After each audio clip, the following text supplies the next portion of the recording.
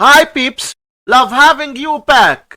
In this fun challenge, 24 divided by 8, which equals 3, and 24 divided by 8 equals 3. Now we have this problem, 3 divided by 3, which equals 1. But this answer is not correct because according to the order of operations, we must do this division, then this division, and at last this division. So we have first this division, 24 divided by 8 equals 3. So we have 3 divided by 24 divided by 8, and we can write this part as 3 over 24 divided by 8. So we must keep the first fraction 3 over 24 and change division to multiplication times. Then flip the second fraction 1 over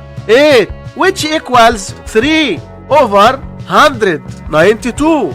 And this is our final answer for this problem. Thanks for tuning in. Don't forget to like and join us next time.